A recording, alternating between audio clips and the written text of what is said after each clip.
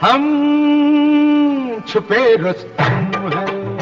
Natwar Lal, police को तुम्हारी तलाश है और तुम्हारे सर पर 25,000 का इनाम है। लो पढ़ो आज की ताजा खबर। क्यों छुप छुप के प्यार करे तू, बड़ा छुपा हुआ रुस्तम है तू। बॉलीवुड में कई ऐसे किस्से हैं जिनके बारे में लोग बहुत थोड़ा ही जानते हैं, खासकर 60 और 70 के दशक के बारे में।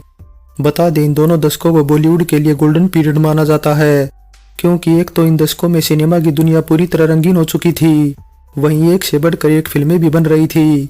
इसके अलावा कुछ नए सितारे भी बॉलीवुड में अपने पैर जमाने की कोशिश में थे। हालांकि फिर भी इन सालों में वही हाल था जो अभी के समय का है। जैसा कि आप सभी जानते हैं कि एक साथ कई फिल्में बनती हैं और उनमें से बहुत ही कम फिल्में ही ऑडियंस पर अपना असर छोड़ पाती हैं। बस फिर कुछ ऐसा ही हाल देवानंद और हेमा मालिनी की इस फिल्म के साथ भी देखा गया था, जो कि 18 मई 1973 को रिलीज हुई थी।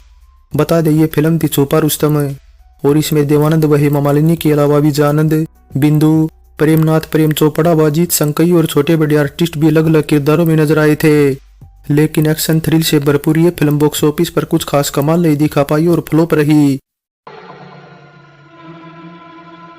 देवानंद और हेमा मालिनी की जोड़ी 1970 में आई फिल्म जोनी मेरा नाम में पहली बार पर्दे पर नजर आई थी और तब इस जोड़ी को ऑडियंस का खूब प्यार मिला था और फिल्म ब्लॉकबस्टर साबित हुई थी। इसके साथ ही हेमा मालिनी का स्टारडम भी इसी फिल्म से बढ़ा था। लेकिन इसके बाद 1971 में आई फिल्म तेरे मेरे सपने बॉक्स ऑफिस पर कुछ खास कमाल नहीं दिखा पाई थी। बता दे, जोनी मेरा नाम की तरह तेरे मेरे सपने का डायरेक्शन भी देवानंद के भाई गोल्डी यानी विजयानंद ने ही किया था और डायरेक्शन का बल्कि इसमें सारा पैसा भी खुद गोल्डी का ही लगा था। लेकिन फिल्म बॉक्स ऑफिस पर बुरी तरह पिट गई, जिस वजह से गोल्डी को लाखों का नुकसान उठाना पड़ा और वे बुरी तरह कर्ज में डूब गए। बस फिर इसी नुकसान की भरपाई के लिए गोल्डी ने अपने भाई देवानंद और हेमा मालिनी की जोड़ी के साथ शरीफ बदमाश टाइटल से फिल्म बनाने का फैसला किया। सुनो सुनो सुनो मेरी दुख भरी दास्तां। अब ये भी बहुत ही कम लोग जानते होंगे कि इस फिल्म को गोल्डी ने घाटे से उबरने के लिए बनाया था, इसलिए उन्हें उम्मीद थी कि ये फिल्म बॉक्स ऑफिस पर आते ही छा जाएगी। लेकिन फिर हुआ इसका एकदम उलट, छुपा रुस्तम बॉक्स ऑफिस पर फ्लॉप रही। वैसे ही अंदर की बात है कि फिल्म के डूबने से भी गोल्डी को फायदा मिला और उन्हें अपना पिछला कर्ज उतारने में मदद मिली।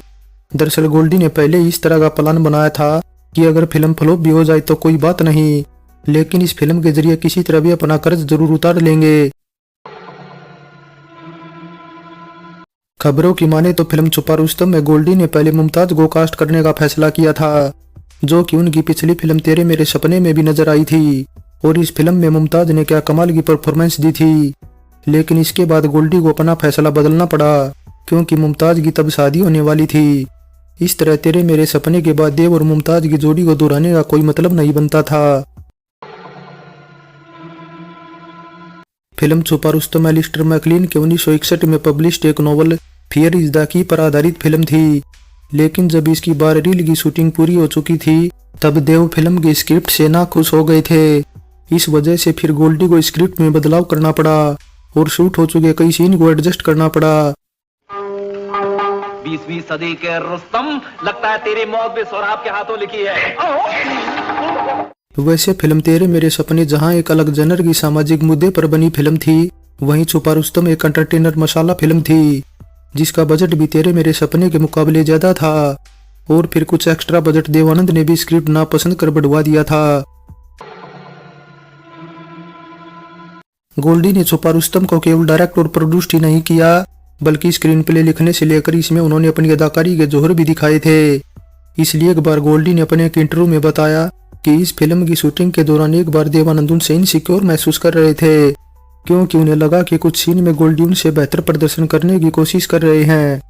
हालांकि इस आरोप से गोल्डी तब बहुत परेशान हो गए थे और उन्होंने देवानंद के आरोपों को झूठा साबित करने के लिए एक एक्टर के तौर पर सारे ऊपर ठुकराने का फैसला कर लिया था।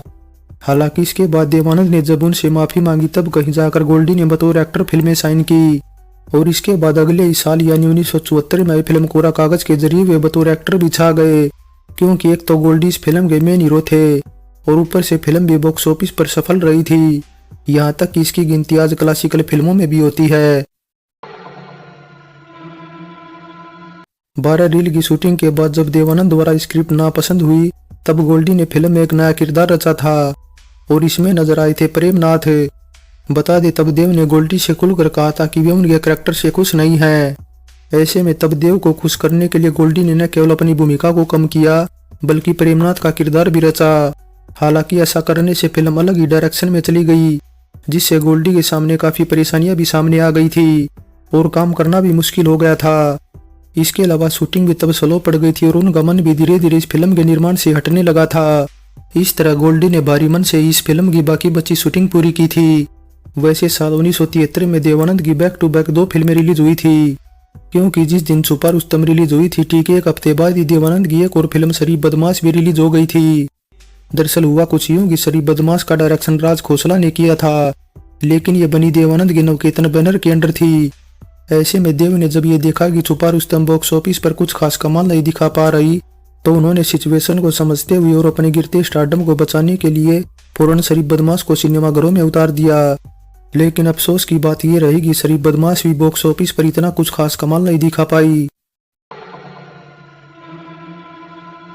1971 में फिल्म तेरे मेरे सपने गोल्डी के करियर के लिए टर्निंग पॉइंट साबित हुई थी, क्योंकि पहली बार उन्होंने किसी फिल्म को प्रोड्यूस किया था और पहली बारी में ही उन्हें नुकसान उठाना पड़ा और वे कर्ज में डूब गए थे। जिसके बाद छुपा रुस्तम भी जब बॉक्स ऑफिस पर फैल रही तो वे अंदर तक हिल गए, क्योंकि ऐसा पहली बार हुआ था जब बैक टू बैक उनकी दोनों फिल्में बॉक्स ऑफिस पर बुरी तरह पिट गई थी। हालांकि इसके बाद आई ब्लैकमेल से जरूर गोल्डी को थोड़ा सहारा मिला, लेकिन इसे गोल्डी ने केवल डायरेक्ट ही किया था। आंखों से देखो लेकिन छूना। अब देखा जाए तो ये वही समय था जब फिल्म इंडस्ट्री को एक नया रोग लग गया था, रजनी सोसो का, क्योंकि फिल्म इंडस्ट्री में काम करना आसान नहीं रहा था। यहाँ तक कि स्टारडम जब फीका पड़ने लगता है तो हर कोई डिप्रेशन में आने लगता है। ऐसे में लोग परेशान होकर अध्यात्म की ओर बढ़ रहे थे और ओशो की शरण में जा रहे थे। इस तरह गोल्डी भी ओशो की शरण में चले गए थे और उनके साथ अच्छी बातचीत होने लगी। यहाँ तक कि दोनों ने एक दूसरे का खूब प्रचार भी किया। इस तरह गोल्डी की लाइफ में एक दौर तो ऐसा भी आया जब उन्होंने अपना घर व कितना नाम के स्टूडियो को एक मंदिर के रूप में बदल दिया था और रजनीश की माला व चोला पहनने लगे थे। इसके अलावा ये भी बता दें कि गोल्डी तब स्टूडियो में बैठकर प्रवचन भी देने लगे थे और लोग भी उनके प्रवचन सुनने के लिए उत्सुक रहते थे। ऐसे में फिल्म इंडस्ट्री से जुड़े लोग ये सब देखकर हैरान होते थे। हालांकि रजनी सोसो को लेकर यह प्रभाव तब कम होने लगा जब उनको लेकर तरह तरह की बातें सामने आने लगी, और ये था 80 का दौर जब गोल्डी का ओशो के ऊपर से भरोसा उठने लगा था, क्योंकि दरअसल ओशो ने जब दूसरे धर्मगुरुओं की बुराई करनी शुरू कर दी तब गोल्डी को लगा कि ओशो सिर्फ लोगों से पैसा बना रहे हैं। इसलिए उन्होंने तब ओशो का चोला उतार कर फेंक डाला और उनकी दी हुई माला को भी उतार कर गोल्डी ने कमोड में डालकर फ्लश कर दिया। और इसके बाद गोल्डी ने फिल्मों में वापसी की 1988 में आई फिल्म मैं तेरे लिए के जरिए। लेकिन अफसोस की तब दौर बदल चुका था और इस बदले हुए दौर में गोल्डी खुद को डाल नहीं पाए।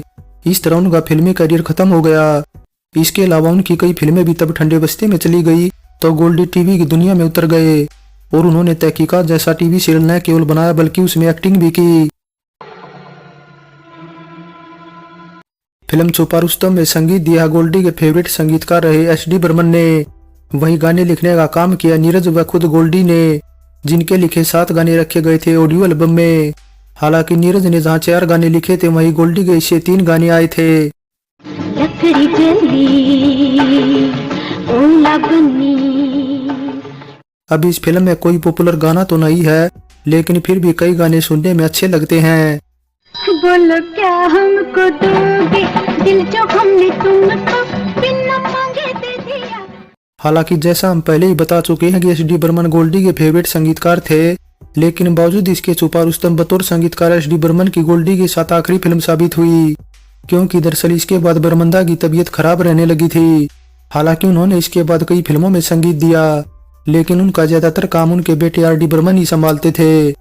वैसे एस.डी. बर्मन यूं ही गोल्डी व देवानंद के फेवरेट नहीं थे, बल्कि छुपा रुस्तम से पहले आई आंधियां, काला बाजार, हम दोनों व हरे रामा हरे कृष्णा को छोड़ दे तो नवकेतन बैनर के अंडर बनी सभी फिल्मों में संगीत एस.डी. बर्मन का ही था। देवानंद व गोल्डी की फिल्म छुपा रुस्तम भले ही बॉक्स ऑफिस पर फेल रही, लेकिन इसके बाद इस टाइटल को बुलाने की कोशिश हुई थी और साल 2001 में फिल्म रिलीज हुई थी। और देखिए इस बार फिल्म डिले होने के बाद रिलीज हुई थी, लेकिन फिर भी बॉक्स ऑफिस पर सफल रही थी। फाइनली विजयानंद की कई फिल्मों की तरह छुपा रुस्तम को भी कम आंका गया था, लेकिन बता दें ये फिल्म ज्वेल थीफ और जॉनी मेरा नाम की तर्ज पर बनी थी। और इस क्लासिकल थ्रिलर में खुद गोल्डी ने भी ऐसा किरदार निभाया है जो है तो उनके टेम्परामेंट के अगेंस्ट, लेकिन अंदर से जहां बहुत इमोशनल है तो बाहर से एकदम बिंदास है। और इसी वजह से गोल्डी ने खुद पर एक गाना भी फिल्माया है। आपने तो हमारे दिमाग में ऐसी धुनें बजा दी कि नाचने को दिल कर रहा है। जो मैं होता एक टूटा तारा तेरी रातों का। हालांकि फिर भी फिल्म भले ही बॉक्स ऑफिस पर नहीं चली, लेकिन ये एक अच्छी एंटरटेनमेंट फिल्म कही जाएगी, जिसमें हेलीकॉप्टर से कुछ हवाई शॉट भी गोल्डी ने शानदार तरीके से फिल्माए थे। वैसे फिल्म में सभी कलाकारों का काम अच्छा लगता है। हाँ, थोड़ी कमी महसूस होती है तो सिनेमेटोग्राफी में, और सिनेमेटोग्राफर थे वीर आत्रा। सो फिल्म छुपा रुस्तम पर हमारी ये पेशकश कैसी लगी नीचे कमेंट कर बताएं। अच्छी लगी है तो लाइक करें और चैनल को सब्सक्राइब करें। सो चलते हैं, फिर मिलेंगे एक और नई वीडियो के साथ।